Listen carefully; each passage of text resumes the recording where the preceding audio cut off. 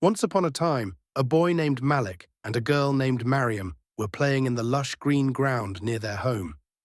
As they ran and laughed, they spotted a chameleon moving on the grass. They began chasing it, but the chameleon quickly disappeared. Oh, what's happened? Why the chameleon disappeared? Disappeared because of the adaptation. Adaptation? What is adaptation? Adaptations. They are characteristics that help living organisms to survive and reproduce in the ecosystem in which they live. Hey, chameleon, can you tell us about your adaptation? I have brightly coloured scales to help me make camouflage and hide between leaves and flowers. And my eyes can face opposite directions where each eye can move independently from the other. When I find myself in danger, as I don't have teeth or claws, but I have other tricks, like puffs up my body with air, or open my mouth wide, or change the colours of my scales. Let's make a trip by helicopter to show the animal's adaptations. Malik and Mariam ride the helicopter over the desert to see how desert animals adapt. Let's meet our friends to tell us how they adapt in desert. We are caracal and fennec fox adapting in the desert as we have sandy-coloured fur to help us blend in with desert landscapes. I have unique features and behaviors that allow me to live and hunt in this harsh environment. I standing on the top parts of toes to keep my belly above the hot rocks. I have thin body that helps me climb and run quickly. I save my energy as I wait in the dark spaces between the rocks. My tongues, with surfaces that are as sticky as bubble gum, allow me to catch and hold on my prey. I am a jerboa. I have long hind legs that enable me to jump a long distance. I have sensitive ears, can detect even a quiet snake. My sharp sense of hearing and my strong legs for jumping work together with my nervous system to help me survive. Okay, now we knew about adaptation of animals of desert. Let's go.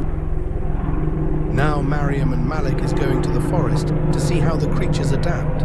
Okay, now we are in the forest. Let's see how forest creatures adapt. I am a fishing cat. I hunts for food at night.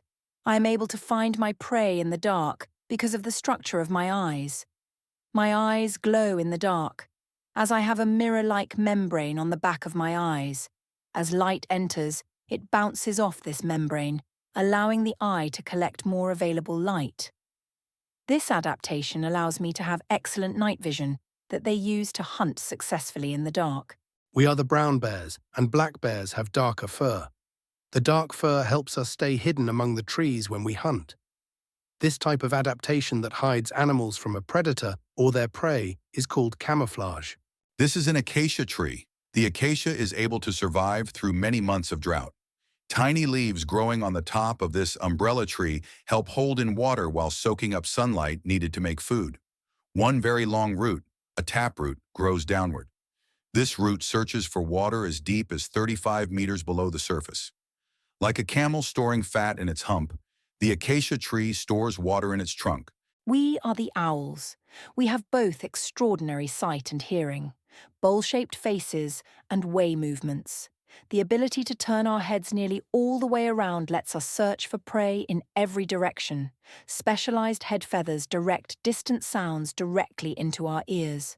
Sometimes animals making noises are hidden in the grass or beneath the snow. Large eyes allow us to see tiny, far away. Malik and Mariam went to the frozen pole to discover how the animals adapt there. I am a polar bear. I have thick and white fur. It helps me stay warm in the cold Arctic home.